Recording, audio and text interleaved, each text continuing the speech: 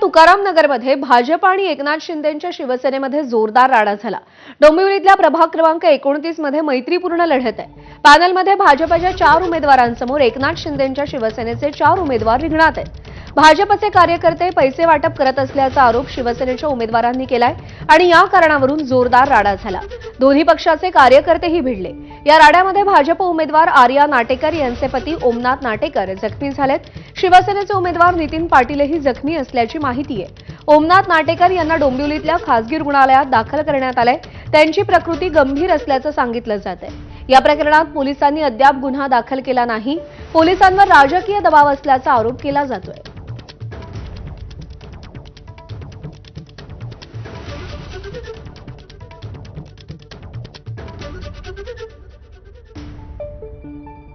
भगतवाडी पुंडली भगतवाडी आहे, गंगाराम म्हात्रेची बिल्डिंग आहे। तिथे नाटेकर आणि मंडळी 11:30 वाजता तिथे आले आणि पैसे वाटत होते। त्यांना विचारलं गेलं तर सत्यनारायण पूजेचं आमंत्रण करायला वारिंगे, हेमंत म्हात्रे अशी अलग अलग लोक आली आणि ते 10-12 ते गावाले पण होते। ते होते पळायला लागले। मग आम्ही पकडले। आम्ही 4 दिवस झाले प्रचारच करत नाही, फक्त यांना शोधतो। 112ला 3 फोन केले, त्यांनी काही रिस्पॉन्स दिला नाही।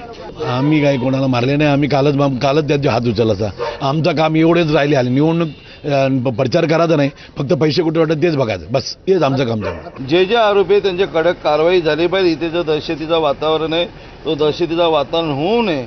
आणि मी ऋषी साहेबांशी चर्चा केली, कुठल्या हालतमध्ये इथे लोकशाहीप्रमाणे आपला हा इलेक्शन झाला पाहिजे।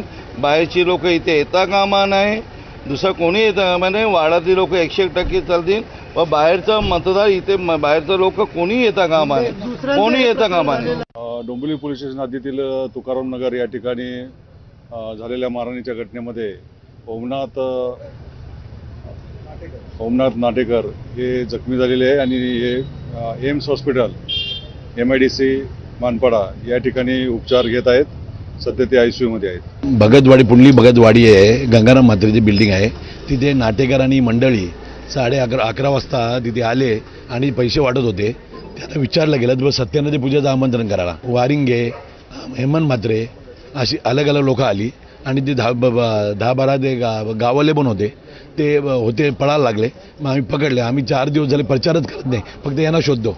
112ला 3 फोन केले, त्यांनी काही रिस्पॉन्स दिला नाही। आम्ही काही कोणाला मारले नाही। आम्ही कालच त्यांचे हात उचलला। आमचं काम एवढेच राहिले आले, निवडणूक प्रचार करायचा नाही, फक्त पैसे कुठे वाटत तेच बघायचं, बस। मुख्यमंत्री देवेंद्र फडणवीस आज नागपूरमध्ये त्यांच्या होम पिचवर आहेत। नागपूरमध्ये मुख्यमंत्री फडणवीसांचा आज रोड शो होणार आहे आणि या रोड शो दरम्यान काही अंतर मुख्यमंत्री बाईकवरून प्रवास करणार आहेत। नागपुरात भारतमाता चौक ते शिवाजी